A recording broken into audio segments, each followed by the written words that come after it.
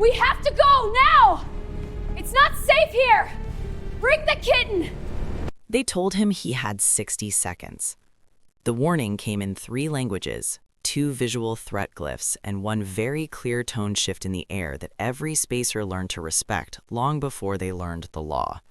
Leave the cub alone. Elias Rourke heard all of it. He ignored every word. The docking ring of Outpost K-17 was quiet in the way only Predator-controlled stations ever were. Too quiet, scrubbed of casual noise, designed to make visitors feel small. The lights were dimmer than human standards. The walls curved inward just enough to remind you that this place had not been built with human comfort in mind. Elias adjusted the strap of his courier pack and stared at the creature huddled near the thermal vent. The cub was small. Not harmless, nothing in this sector was, but small enough that it shouldn't have been alone. 4 limbs, dense charcoal fur, a ridged skull still soft at the seams. Its breathing came in short, uneven bursts, fogging faintly in the chilled air. It had been crying when Elias first heard it, a sound too raw to belong to something meant to be feared. "Hey," Elias murmured, lowering himself slowly. "Easy, I'm not gonna—" The warning glyph flared again on the bulkhead. Trial observation. Non-interference mandated. 1 minute remaining. A pair of Krylith wardens stood at the far end of the ring, tall and motionless, their eyes reflecting light like cut glass. They didn't move. They didn't need to. Everyone knew what Krylith cub trials were for. They were meant to test boundaries, to see what instincts survived isolation, to see what broke first, fear in others or restraint in the cub. Elias had delivered packages to places like this before. He knew the rules. He also knew the sound of hunger. The cub's cry cut off suddenly as it noticed him. Its head lifted, golden eyes locked onto his. The minute timer began to tick louder in Elias's ear implant. 55 seconds. The cub didn't bare its teeth. It didn't lunge. It simply watched him, waiting. "Yeah," Elias whispered, heart pounding. "I see you too." He glanced toward the wardens. They were watching now. One of them tilted its head, a subtle signal among Krylith odors. Interference locked. 45 seconds. Elias should have stood up, should have backed away, should have let the trial continue. Instead, he did something profoundly, catastrophically human. He reached into his pack. The cub's nostrils flared, its pupils widened. Elias froze. Slowly, carefully, he pulled out a sealed ration bar. High-calorie, neutral protein. Nothing special. But to a starving predator cub, the smell was everything. The cub took one hesitant step forward. A low sound rumbled in its chest. Not a growl, not quite. Curiosity. "Easy," Elias said again, lowering himself slowly. "I'm not going to—" The warning glyph flared again on the bulkhead. 30 seconds. The wardens shifted. Energy fields hummed faintly to life. Elias placed the ration bar on the floor between them and slid it forward with 2 fingers. The cub stared at it, then at him, then back at the bar. Finally, it leaned down and sniffed. The reaction was immediate. Its body went still. Then, it ate. Fast, messy, desperate. Elias let out a breath he hadn't realized he was holding. Good. That's it. The timer pulsed red. 10 seconds. The wardens advanced 1 step. The cub froze mid-bite. Its head snapped up. Its eyes burned, not with hunger now, but awareness, understanding. Elias felt it then.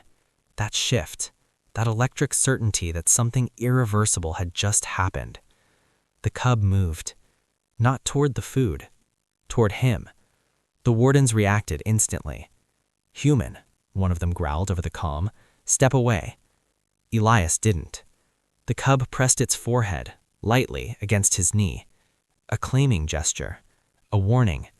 A promise. The timer hit 0. Silence fell across the docking ring. And somewhere deep within the station, an alarm began to howl. They had given him 1 minute to walk away. He hadn't, and the alien cub would make sure he never forgot. The alarm did not scream. It howled.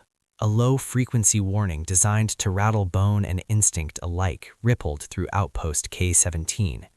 Emergency glyphs ignited across the curved walls, bathing the docking ring in pulses of amber and red.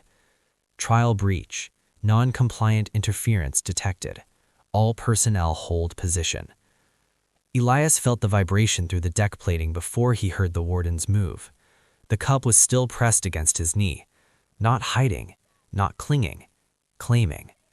Its forehead rested there deliberately with pressure, warm and solid, its breath puffing steadily through flared nostrils. The faint rumble in its chest deepened, not a growl, not quite.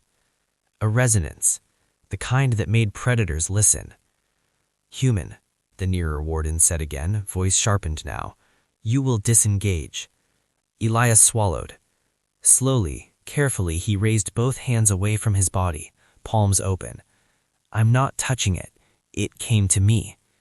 The cub's ears twitched. The second warden, larger with scar-mapped ridges along its neck, activated its restraint field. Blue light shimmered in the air, a curved wall of force meant to separate subject from interference. The field failed. Not violently. It simply slid, as if something inside the cub had declined it. The wardens froze. That hadn't happened. A broken trial. "Impossible," the scarred warden muttered, his translator struggling to keep pace with the sudden spike in pheromonal output. "The cub has not completed imprint suppression." The cub lifted its head. Its eyes never left Elias. It made a sound. Soft, almost questioning. Elias felt it like pressure behind his eyes, an instinctive pull, the same sensation humans felt when an infant cried nearby. Something in him shifted, aligned. "I'm here," Elias said quietly, without thinking. "You're okay." The warden stared. "Human," the larger one said slower now, "you have compromised the isolation phase. The cub was meant to test boundaries." Elias finally looked up at them. "Yeah, so was I." The wardens bristled. "That cub," the scarred one snapped, "is classified as apex emergent.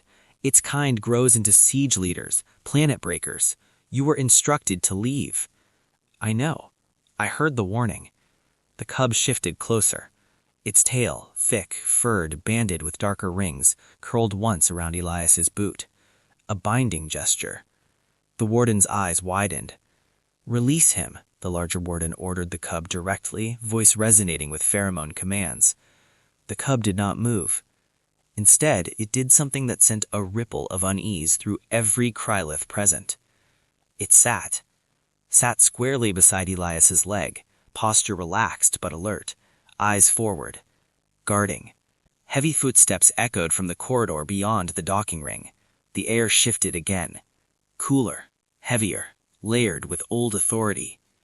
Watcher of Trials entered the ring. It was massive, even by crylith standards, its hide etched with ceremonial scars, its eyes dark and reflective like polished obsidian. Its presence alone quieted the alarms to a lower, respectful pulse. It took in the scene in a single sweep. The human kneeling, the cub seated at his side, the wardens rigid with uncertainty. The cub met the elder's gaze and did not look away. Silence stretched. Then Watcher of Trials spoke.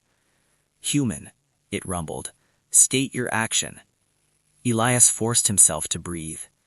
"I fed it," he said. "It was hungry." A murmur rippled through the observing staff behind the wardens. Watcher of Trials tilted its head. "You disrupted a right older than your species." Elias nodded. "Probably." The cub leaned against his leg again, a fraction more weight this time.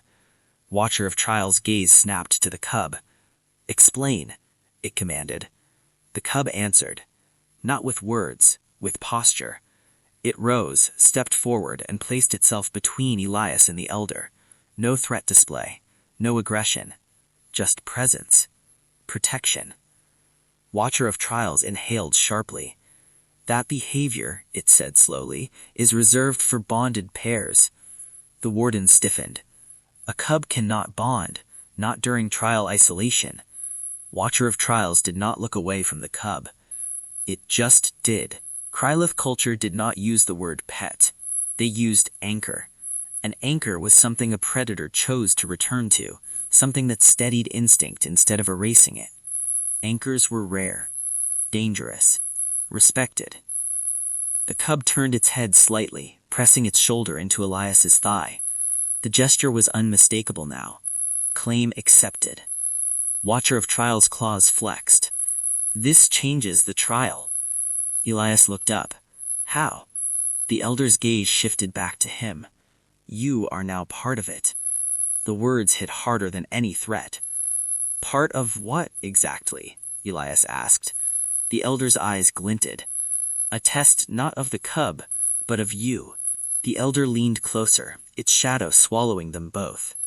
If you fail, it continued, the cub will learn why attachment is a weakness.